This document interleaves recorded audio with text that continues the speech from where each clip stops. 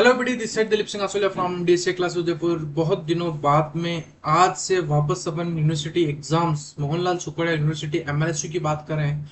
उसमें BCom first year में first semester में बहुत ही अच्छे से अपने जो प्रीवियस ईयर के क्वेश्चंस देखे थे और एग्जाम से पहले रोड मैप भी तैयार किया था, जिसकी वजह से आई होप एंड काफी सारे जो रेगुलर स्टूडेंट्स हैं as well as private students, English medium हो या फिर हिंदी मीडियम हो, उनको हमारे इस यूट्यूब प्लेटफॉर्म से बहुत ही ज़्यादा फायदा मिला था। अभी आप कुछ कमेंट भी देखेंगे हमारे जो रेगुलर स्टूडेंट्स हैं डीएसए क्लासेस के, तो आपको थोड़ा पता पड़ेगा। और जो हमारे इस यूट्यूब चैनल से जो फर्स्ट सेमेस्टर में जिन्होंने पढ़ा था उनको तो ट्रस्ट है ही है। तो बच्चों, हमारे इस यूट्यूब प्लेटफॉर्म की बात करें तो हमारा मेन मकसद ये है कि जो नीडी स्टूडेंट्स है, जो गाँव से जो बच्चे आते हैं, कहीं ना कहीं वो कोचिंग अफोर्ड नहीं कर पाते हैं या फिर कुछ गाइडेंस की उनमें कमी होती है। तो डेट्स वाई हम एक बीकॉम फर्स्ट ईयर के सेकंड सेमेस्टर के लिए एक सेकंड सेमेस्टर जो भी आपके एग्जाम स्टार्ट होने वाले हैं उसके लिए एक बहुत ही अच्छी सीरीज लेके आए हैं, जिसके अंदर जो मोस्ट इम्पोर्टेंट टॉपिक्स है या फिर जो इम्पोर्टेंट टॉपिक्स है जो कई बार जो आपकी यूनिवर्सिटीज एग्जाम्स होते हैं उसमें एमएलएस यूनिवर्सिटीज की बात करें या फिर अदर यूनिवर्सिटीज की बात करें, वहां पर यहाँ से क्वेश्चन पुट आउट हुआ है। ऐसा नहीं कि खाली एमएलएसयू खाली उदयपुर के कॉलेज है उसकी ही बात करेंगे, नहीं, जितने भी यूनिवर्सिटीज हैं जिसमें BCom first and second semester में इकोनॉमिक एनवायरनमेंट इन इंडिया जो आपका पेपर है, कौन सा पेपर है sir? Economic environment in India वाला जो पेपर है, इस पर्टिकुलर पेपर के बारे में बात करेंगे। अगर इस पर्टिकुलर वीडियो की बात करें तो इसके अंदर कौन कौन से टॉपिक्स कवर है, क्या क्या है, तो सारी चीजें अपन देखते हैं। ठीक है, वेलकम टू डीएसए। ये देखो, प्रीवियस ईयर पेपर्स को सब पेपर्स को अपने एनालिसिस कर कर आपके लिए एक बहुत ही अच्छी पीपीटी तैयार की है। ये हमारे जो प्रीवियस स्टूडेंट्स थे, तो कुछ आपको दिख रहे होंगे कुछ कमेंट्स जिनकी जिनकी वजह से उन सबका बहुत ही ज्यादा प्यार आशीर्वाद उनको मिला।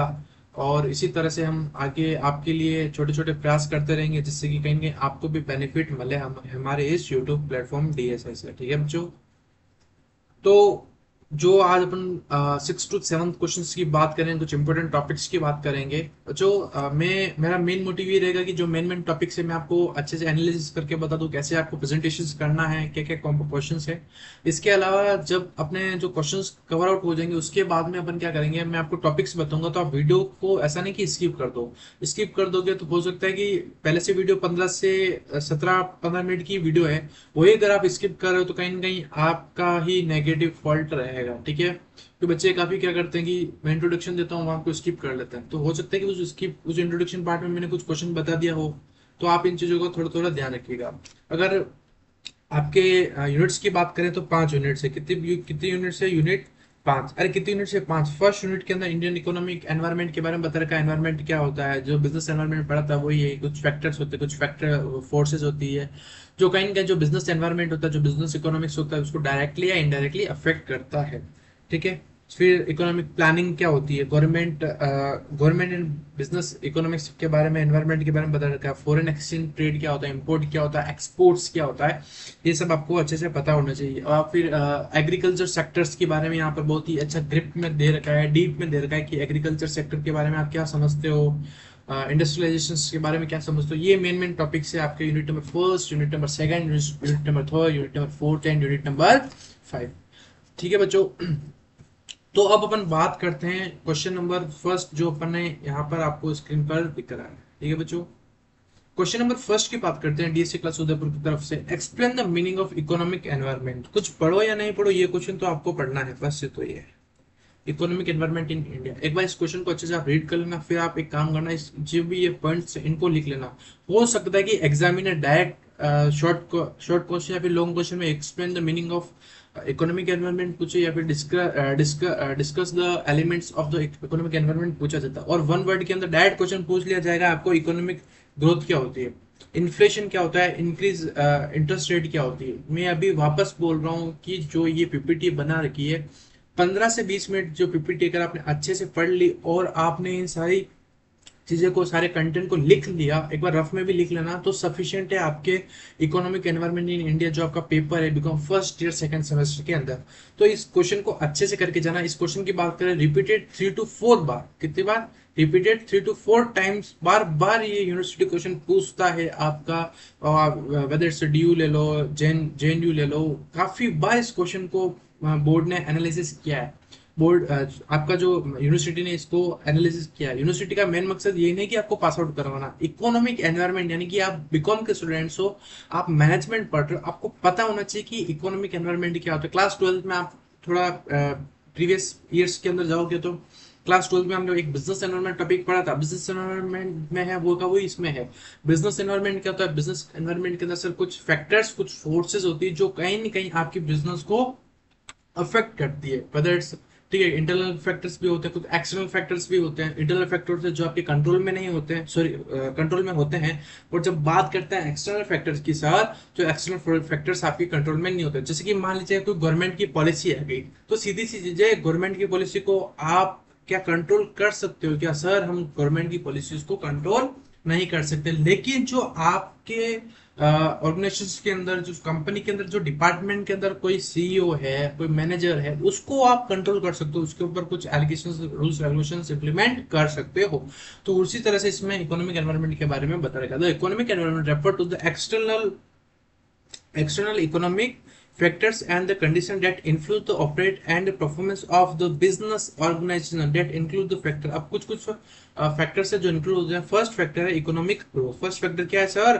फर्स्ट फैक्टर का नाम है इकोनॉमिक ग्रोथ। सेकंड फैक्टर का नाम है इन्फ्लेशन। थर्ड फैक्टर का नाम है इंटरेस्ट रेट। फर्स्ट बात करते हैं economic growth. The overall growth refer to growth rate of the economy which impact the consumer spending and investment. Inflation की बात करते हैं, the rate at which the general price level of the goods and services is rising affecting the purchasing power. Inflation का मतलब यानी कि जो particular product, मान लीजिएगा कि अगर इस रिपोर्ट की बात करें, ये मान लीजिएगा आपको कि पहले 50 रुपीज में मिल रहा था, लेकिन इन्फ्लेशन की वजह से इस पर्टिकुलर प्रोडक्ट की प्राइस बढ़ती है। किसी भी पर्टिकुलर कमोडिटी की जब प्राइस बढ़ जाती है, राइज हो जाती है, क्या प्राइस, उसको बोलते हैं इन्फ्लेशन। डिफ्लेशन यानी कि प्राइस का कम होना। Interest rate, the cost of boring money which influence the business investment and the consumer spending. बस यही लैंग्वेज आपको लिखनी है, ठीक है। मैं सजेस्ट करूंगा कि हो सके जब तक आप यही लैंग्वेज लिखो। अगर आप किसी पर्टिकुलर ऑथर्स की बुक्स रेफर करते हो तो उसके अंदर भी आप लिख सकते हो, ठीक है, बट लिखना सही है, अच्छे से प्रेजेंटेशन करना है। काफी सारे स्टूडेंट्स क्या करते हैं, जो यूनिवर्सिटी कॉपी होती है उसका मेन टारगेट होता है कॉपी को भरना, ठीक है, फिलअप करना, फटाफट हर कुछ लिखते, तो हर कुछ नहीं लिखना है आपको, पॉइंट टू पॉइंट आंसर लिखने हैं, प्रॉपर लिखना है, प्रॉपर आपको वहां पर करना है। जैसे पर्टिकुलर ऊपर है, सबसे पहले उसके बीच में लिखो section first, question number first, middle में लिखना, जैसे कि मैं हमारे ऑफलाइन स्टूडेंट जो बैठे हैं उन सबको अच्छे से पता है। तो इस क्वेश्चन को, वो क्वेश्चन क्या चाह रहा है आपसे, ठीक है, वो एक्सपेक्ट क्या कर रहा है आपसे, उनको बारे में थोड़ा बताओ। उसके फिर इकोनॉमिक एनवायरनमेंट की डेफिनेशन बता दो इस टाइप से, फिर उसके पॉइंट्स बता दो कि ये पॉइंट होते हैं, फिर इनके बारे में आपको आता है वापस उनको बारे में आपको बताना है, ठीक है। फिर है उसकी इकोनॉमिक एनवायरनमेंट की पार्ट है। First economic growth, inflation, interest rate, फिर फोर्थ है एक्सचेंज रेट, फिर है employment leaves, physical and monetary policy. ये कुछ पॉइंट है इकोनॉमिक एनवायरनमेंट। तो इकोनॉमिक एनवायरनमेंट का अगर क्वेश्चन डायरेक्ट आता है, discuss the element of the economic environment या फिर explain the term economic environment, तो इस टाइप से आपको लिखना है। आपको देखना है कि वेटेज क्या है, क्वेश्चन का वेटेज क्या है। अगर क्वेश्चन का वेटेज 4 to 6 मार्क्स का है तो आपको ये सारे पॉइंट्स लिखने, 5 मीनिंग्स एंड 5 पॉइंट्स। अगर क्वेश्चन 2 to 3 मार्क्स में आता है तो ओनली फॉर आपको मीनिंग और जो पॉइंट्स लिख रखे थे, exchange rate, employment leaves, physical and monetary policies, interest rate, inflation, economic growth, ये लिखना सफिशिएंट है। अगर 6 मार्क्स में लॉन्ग में क्वेश्चन आ रहा है तो ये जितनी पूरी पीपीटी बना रखी है उसको आप अच्छे से एक्सप्लेन करना है, ठीक है बच्चों। तो फर्स्ट क्वेश्चन आपको आई होप कि अच्छे से समझ में आया होगा। सेकंड क्वेश्चन की बात कर ले। Explain the first 5 year plan. यहां से क्वेश्चन आपको देखने को मिला होगा क्लास 12 के अंदर भी और अभी भी आपको मिलेगा। यहाँ से क्वेश्चन जरूरी नहीं फर्स्ट 5 ईयर प्लान के, जो हो सकता है कि पूछ ले 20 5 ईयर प्लान क्या था बताओ, ठीक है, या फिर 8 5 ईयर प्लान क्या था बताओ, इस टाइप से क्वेश्चन आ सकता है, ठीक है। तो मैं आपको बता देता हूँ, थोड़ा बहुत आइडिया देता हूँ। India first 5 year plan were the series of the economic and development strategy aimed to the boosting of the country's growth and infrastructure. Hence overview of the first 5 year plan, ठीक है। Main जो first 5 year plan बना है उनका main motive, main मकसद ये था कि हर 5 साल के अंदर हम प्लान करेंगे, इंप्लीमेंट करेंगे, जिसकी वजह से सर हमारा जो इकोनॉमी है वो ग्रोथ होगी और डेवलपमेंट होगा इंफ्रास्ट्रक्चर में भी बूस्टिंग आएगी। अब ध्यान रखना, फर्स्ट 5 ईयर प्लान स्टार्ट हुआ था 1951 से 1956। कब स्टार्ट हुआ था? बोल दे, क्वेश्चन पूछ ले कि फर्स्ट 5 ईयर प्लान को एक्सप्लेन करो, तो फर्स्ट 5 ईयर प्लान स्टूडेंट्स बच्चों स्टार्ट हुआ था 1951 टू 1956। इस पर्टिकुलर प्लान की बात करें, इस प्लान का मकसद ये था, पढ़ लेते हैं, focused on the agriculture and irrigation aim to at increase the food production and the laying the foundation of industrialisation. बच्चों फर्स्ट 5 ईयर प्लान का मेन मोटिव ये था कि कहीं ना कहीं जो एग्रीकल्चर है, एग्रीकल्चर की प्राइमरी एक्टिविटी है, उसको बूस्ट करना। उसको आप बूस्ट करोगे तो कहीं ना कहीं जो सेकेंडरी एक्टिविटी है, सेकेंडरी सेक्टर है, या फिर जो इंडस्ट्रियलाइजेशन है, उसको भी कहीं ना कहीं बूम मिलेगा। ठीक है। की project development of the major irrigation project like the, ये कुछ प्रोजेक्ट्स बनाए थे गवर्नमेंट ने, इनके नाम देख लेना, सफिशिएंट है, ज्यादा डीप में नहीं जाना, आपको मेन याद रखना है। एक तो ये वाला लिखना है आपको, और बस ये इतना लिखना सफिशिएंट है। फिर सेकंड 5 ईयर प्लान कब आया था? 1956 टू 61। ठीक है।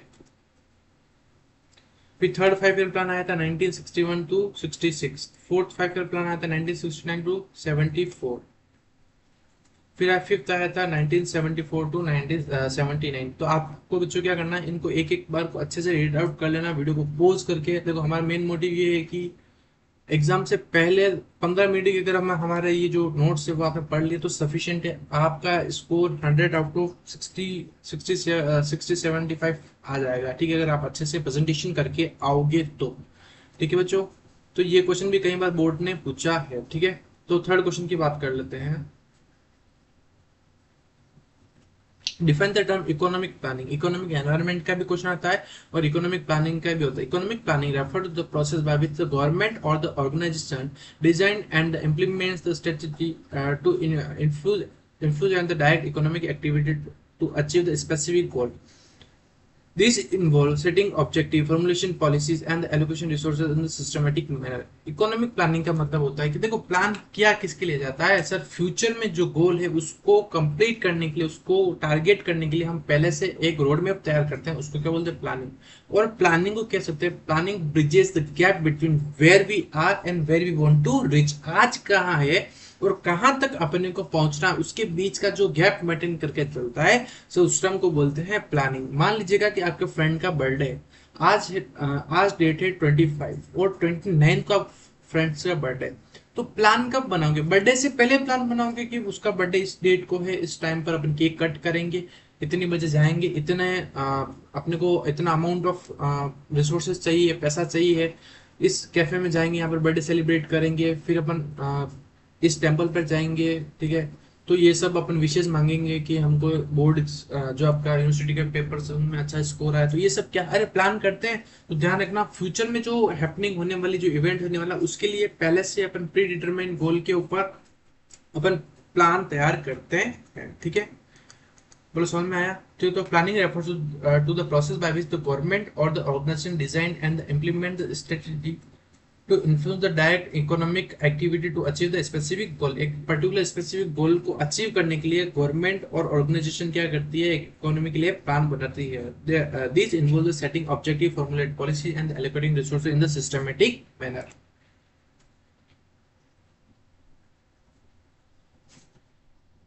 फोर्थ क्वेश्चन की बात करते हैं। Define the term WTO, world trade organisation क्या होता है? ये आप सबको पता है। WTO की फुल फॉर्म है world trade organisation, is an international body that oversees the global trade rules among the members countries. Its aim to the facilitate uh, make trading between the countries easier and the more productivity of the setting the clear rules। ठीक है, negotiable agreements होता है, research, मतलब मैं आपको in general बताता हूँ। WTO क्या होता है? वर्ल्ड ट्रेड ऑर्गेनाइजेशन के अंदर होता है कंट्री टू कंट्री क्या होता है, एक एग्रीमेंट्स अपन बनाते हैं जिसके अंदर ट्रेडिंग की जाती है, एक कंट्री से दूसरी कंट्री, दूसरी कंट्री से वापस फर्स्ट कंट्री, यानी कि जो भी आप इंपोर्ट एक्सपोर्ट्स की जो भी ट्रेडिंग करते हैं, फॉरेन एक्सचेंज डिपार्टमेंट की जो भी सब करिकुलम्स होते हैं, उन सब का एक ओवरव्यू की बात करें तो वो सब आपको कंटेंट लिखना है, सब राइटिंग प्रैक्टिस करनी है किसके अंदर? WTO के अंदर। ठीक है, इस टाइप से आप उसको फ्रेम करके लिख आउट, रिटर्न डाउन लिख सकते हो ना। ठीक है। तो WTO का मेन एम है, 3 पॉइंट लिखोगे, 2 पॉइंट लिखोगे तो भी सफिशिएंट है आपके यूनिवर्सिटी एग्जाम्स के रिगार्डिंग। ठीक है, फिर बात करते हैं सर, फिर बात करते हैं डिफाइन द टर्म इसको small scale industry, SSI, small scale industry की बात करते हैं सर। स्मॉल स्केल इंडस्ट्री क्या होती है? आपको सबको पता है कि गवर्नमेंट का मेन एम होता है कि कुछ पर्टिकुलर प्रोडक्ट को अप्रोक्स 75 टू 85 प्रोडक्ट हैं, 80 टू 85 प्रोडक्ट, जिसके ऊपर गवर्नमेंट ने क्या कर रखा है, पहले से उन प्रोडक्ट को इस SSI के अंदर इंक्लूड कर रखा है। किसके अंदर इंक्लूड कर रखा है?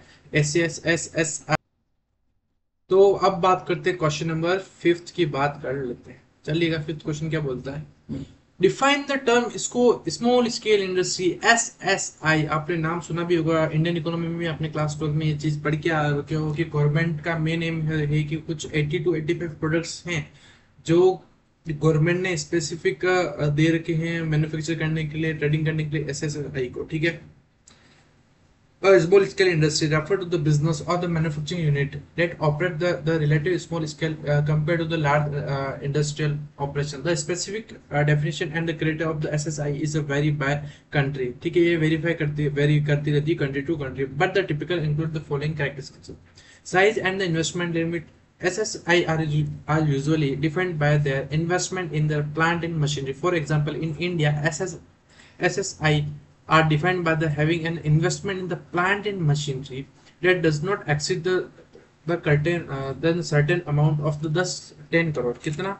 एक ऐसी कंपनी, ऐसा ऑर्गेनाइजेशन जो 10 करोड़ का प्लांट इन्वेस्टमेंट तक है, तो उसको किस डेफिनेशन के अंदर इंक्लूड कर रखा है? उसको कर रखा है अपने SSI की डेफिनेशन के अंदर इंक्लूड कर रखा है। इसके अंदर कितने प्रोडक्ट्स है? 80 टू 85 प्रोडक्ट अपन ने क्या कर रखा है? रिजर्व कर रखा है फॉर द SSI के लिए। ठीक है। इसके अंदर जो आप सोप्स हो गए, यहाँ पे कुछ नॉर्मल शॉप्स होते हैं जो रूरल डेवलपमेंट, जो ग्रामीण क्षेत्र के अंदर जो शॉप्स यूज किए जाते हैं, या फिर जो खाने पीने के कुछ छोटे मोटे आइटम्स है, वो सब इस SSI के ही पार्ट है। बोलो समझ में आया? तो SSI के बारे में भी आप क्वेश्चन यहाँ से पूछ सकता है। देन बच्चों बात करते हैं क्वेश्चन नंबर 6 की। Explain the term globalization, या फिर explain describe the term globalization भी आ सकता है। Globalization refer to the process by which the business, technologies, ideas and the cultural practice spread across the international borders, creating the more interconnected and interdependent world. These phenomena impact the various aspects of the life, including economic, political, cultural, and the technology. It has leads to the increased trade, investment, and the cultural exchange, but also raise the concern about the inadequate culture homogenisation and the environmental impact. ठीक है, ये भी आपको अच्छे से कर जाना है। फिर बात करते हैं 7th क्वेश्चन की। Explain the term foreign trade आ सकता है। Describe the in detail foreign trade, ये क्वेश्चन भी इंपॉर्टेंट है। कहीं बार यूनिवर्सिटीज ने यहाँ से क्वेश्चन, आप प्रीवियस यूनिवर्सिटीज के पेपर दोगे, ये question 5 to 6 time, 5 to 6 time इस क्वेश्चन को यूनिवर्सिटी ने पूछ रखा है। ठीक है, तो मेरे को उम्मीद भी है कि ये जो 8 क्वेश्चन मैं आपको अभी बता रहा हूँ, उसमें से अप्रोक्स 5 to 6 क्वेश्चन आपको आपके पेपर में दिखने को मिलेंगे। ये इतना मेरा दावा है आपके साथ में। ठीक है। फॉरेन ट्रेड और international trade involve the exchange of the goods, services and the capital across international border. It play an the crucial role in the country's economic development by the allowing across of resources and the marketing that might not be available domestically. Key aspect of the foreign trade include export and import trade। फिर trade balance क्या होता है? ये कुछ terms है जो आपको पता होनी चाहिए। सर किसके अंदर पता होनी चाहिए? ये सब आपको पता होनी चाहिए फॉरेन ट्रेड में। फिर फॉरेन ट्रेड एग्रीमेंट्स क्या होते हैं, इकोनॉमिक इम्पैक्ट क्या होते हैं, ये सब चीजें आपको अच्छे से पता होनी चाहिए। ठीक है, तो ये सब आपको पता होना चाहिए किसके अंदर? सर ये सब आपको पता होना चाहिए आपके फॉरेन ट्रेड कंसेप्ट के अंदर। फॉरेन ट्रेड कंसेप्ट डायरेक्ट पूछा जाता है कि फॉरेन ट्रेड से क्या समझते हो, या फिर एक्सपोर्ट और इम्पोर्ट से क्या समझते हो। ठीक है, ट्रेड बैलेंस क्या होता है, एग्रीमेंट, ट्रेड एग्रीमेंट क्या होता है, इकोनॉमिक इम्पैक्ट क्या होता है। ठीक है, और स्टैटिक इन्वेस्टमेंट क्या होता है। Export and export are goods और services sold to other countries, while import are those purchased from abroad. The balance the balance trade relationship maintain economic stability, जहां पर दोनों चीजें बैलेंस होती है उसको इकोनॉमिक स्टेबिलिटी की सिचुएशन बोला जाता है। फिर trade balance, it's the difference between the country export and the import, export और इम्पोर्ट का जो डिफरेंस बिटवीन होगा उसको क्या बोलते हैं, ट्रेड बैलेंस। फिर एग्रीमेंट, ट्रेड एग्रीमेंट क्या, तो countries often the into the trade agreement or the trade facility trade reduce the tariff and the other sorry for the technical issue and the other trade barriers. Example include the bilateral agreement and the multinational agreement like those within the World Trade Organization, जो WTO के अंदर जो agreements बनते हैं दो countries दो firms के बीच में, उसको trade agreement बोला जाता है। ठीक है, तो यहाँ से भी क्वेश्चन आपको बोर्ड्स के अंदर पूछा जाता है। फिर है global supply chain, many products are a part of the complex global supply chain where the components are the source from the various countries before the final assembly and the sale। ठीक है, managing the foreign trade effectively involve the balancing economic interest, ensuring the compliances and with international regulation and addressing the portable challenges such as trade imbalances and the global competition। सो जो last question जो आपको board जो आपके जो university का जो board है वहां से क्वेश्चन पूछा जा सकता है, वो है एक्सप्लेन अनएम्प्लॉयमेंट, बेरोजगारी से आप क्या समझते हो? क्या जो लोग काम नहीं करना चाहते हैं क्या उनको भी आप बेरोजगार समझते हो, या फिर जो ऐसे हैं जो पढ़े लिखे हैं काम करना चाहते भी हैं उसके बावजूद भी जिनको नौकरियां नहीं मिल रही, जॉब नहीं मिल रही, उनको क्या बोला जाएगा, बेरोजगार। तो अनएम्प्लॉयमेंट किसको बोला गया है? अनएम्प्लॉयमेंट उन पर्सन उन जनरल पब्लिक को बोला गया है जो पढ़े लिखे हैं, जो कैपेबल हैं, जो काम करने की इच्छा रखते हैं, विलिंग है, एबल है, लेकिन उसके बावजूद भी कुछ कंडीशंस की वजह से उनको जॉब नहीं मिल पाती, उसको बोला जाता है unemployment. Unemployment refer to the situation where individual who are actually seeking work and unable to find a job. It often the measure the unemployment rate, which is a percentage of the labor force that is unemployment and the actively looking for the employment।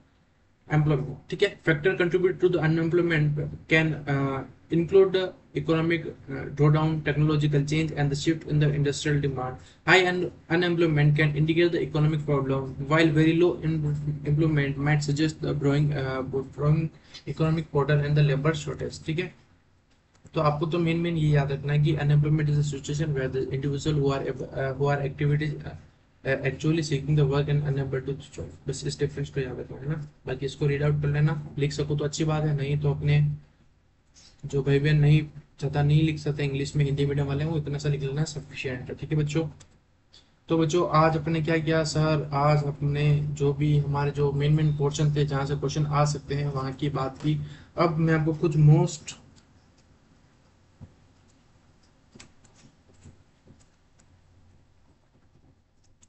Important topics बता देता हूँ। WTO पढ़ के जाना, unemployment, फिर inflation, deflation, और ये जो क्वेश्चन 8 है ये तो देख के जाने ही है। ठीक है, ये 8 क्वेश्चन तो देख के जाने ही है। उसके अलावा मैं आपको कुछ एक दो चीज़ें और बता सकता हूँ, जैसे कि ह्यूमन डेवलपमेंट इंडेक्स आपने पढ़ लिया, 5 ईयर प्लान पढ़ के जाना, एक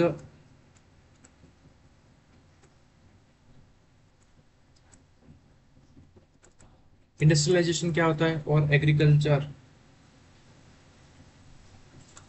सेक्टर के बारे में पढ़ लेना कि एग्रीकल्चर सेक्टर मैं आपको थोड़ा बता देता हूँ एग्रीकल्चर सेक्टर के बारे में कि सर एग्रीकल्चर सेक्टर में क्या हुआ था कि इंडियन इकोनॉमी की बात करें तो जब देश आज़ाद हुआ था तो क्या कंडीशन थी, तो प्रॉस्परस एग्री एंड हैंडीक्राफ्ट थी, मोस्ट ऑफ द पॉपुलेशन थी इंडिया की वो एग्रीकल्चर पर बेस्ड थी। उसके बावजूद भी कुछ ऐसी कंडीशंस थी कि वो सेल्फ सफिशिएंट नहीं थे फूड में। फिर कॉमर्शलाइजेशन हुआ एग्रीकल्चर का, इस टाइप से आप एग्रीकल्चर के बारे में HIV सीड्स बता सकते हो, गोल्डन रिवोल्यूशन, ग्रीन रिवोल्यूशन। एक ग्रीन रिवोल्यूशन क्या होता है, यहाँ से भी क्वेश्चन आ सकता है आपके, है ना।